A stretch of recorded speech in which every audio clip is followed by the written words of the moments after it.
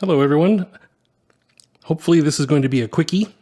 I don't normally do response videos, but I've gotten a couple of questions about the Behringer GO case over the last year or so, and so I thought I'd just go ahead and do something quick to answer some of the questions and talk about my likes and dislikes of the Behringer GO case. Starting with the likes. I really love this case. It's pretty lightweight, depending on what you're putting in it, of course. Yeah, it's relatively lightweight, portable. As you can see, it lays on its back nicely here. It also can stand up on its edge.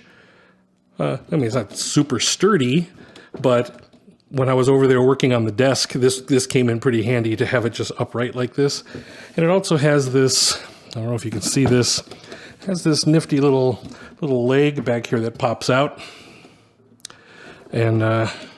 And then it sits at the nicest angle that you can sit here and work on the modular, right like this. So that is kind of really sweet about it. Again, lightweight because it is plastic.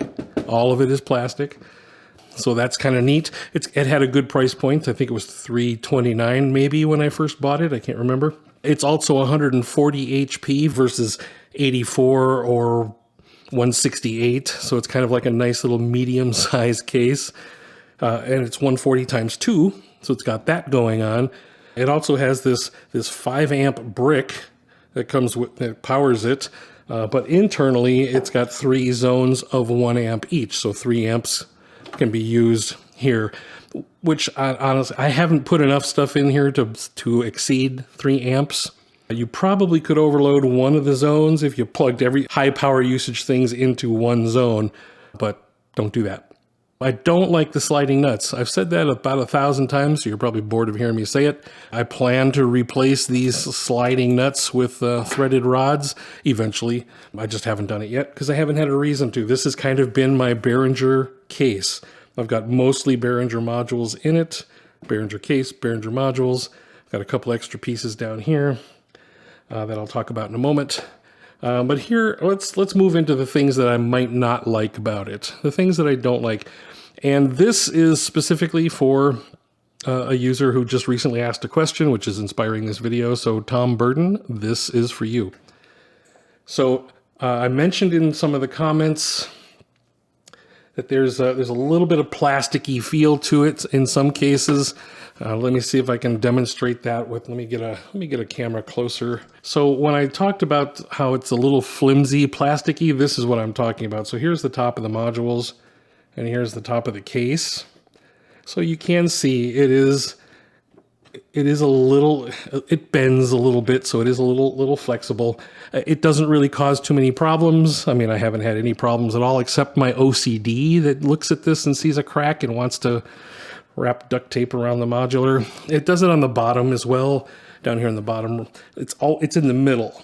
So both middles seem to be almost like it's being pulled in at each end like this and then bowing out in the middle. Another thing that's a little unusual is the ends. Let me again move this camera again. What I have in here is 140 HP of modules, and of course your HP depends on the manufacturer of the module. It could be shaved a little bit less, it could be a little bit more. It really depends on the manufacturer. But in this particular instance, I've got this crack here at the end, pushing everything over as far as it can go. I've got this little crack here.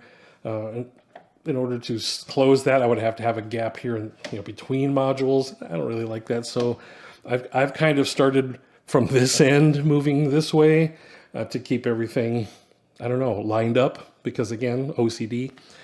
Actually, let me just cover this right now. So here's the power brick right here, and here's this big long AC power cable coming out of the brick, and then here's this little dinky, is that even 12 inches? This little dinky end that goes into the actual case. And now when it's laying on its back, of course, that's not a problem, but when you stand it up, like I usually like it, the power brick winds up being like right in the way in the back of everything. I mean, you can't really see that, but it's barely long enough to reach the desk and lay flat. So I think they probably could have made that a little bit longer, possibly. I don't know. So here's another thing that's kind of a little annoying. But of course, it's not really super important. But when you turn on the case, you know what? Let me dismount the iPhone. Hold on a moment. I'm just going to hold the iPhone for a moment. Here is a problem that I have with the case, and that is the power center is all right here on the edge of the case. So if your modules aren't super close together, you get this obnoxious little LED shining through. So what I've had to do, what I've just gotten used to doing, is that, again, I just kind of load modules from this end this way, because I don't want that amber light blasting through. Some people might think that's okay. And then the last thing is, and it might have something to do with this flexible bottom, but I'm noticing, like, I loosened up my audio interface here just to show, if you put this guy where it's sitting level on the bottom, like it's sitting flush on the bottom, and then you slide it over, you can see that when it hits the edge of the case, there's this opening. So in other words, it's like it's not straight up and down, it seems to bend out, and maybe that's by design. I don't know. Or maybe I've just got a bent case. If you look at it, maybe it's supposed to go out like that. I don't know. That would mean the top rails are bigger than the bottom rails, and that doesn't really make a lot of sense to me. So this top module does seem to be straight flush, but this bottom one gives me a little bit of a crack. And again, OCD. OCD, that bothers me a little bit. And I think it matters on what module you put here, because there's some that probably line up better. The Bifaco has some extra stuff hanging off the bottom here. I don't know. So anyway, there's just a couple of things that I don't like about the case. There's nothing really important that I don't like. It's mostly, again, just a little bit of flexibility, a little bit of OCD crackage going on around the sides, and a tiny little cord for the brick. Otherwise, it's absolutely a lovely case. As I said in my comments, I'm probably going to get another one just to house the mini mod stuff, because I want to get more mini mod stuff. So it'll probably fit nicely in a 140x2 case. Anyway, I hope this is helpful. Again, I don't normally do direct response videos, but to be honest, I haven't had the camera or the modular on in quite a while. So this was a really great excuse. So thank you, Tom, for asking the question and inspiring me to at least turn on a camera. So anyway, thank you, and we'll see you in the next video.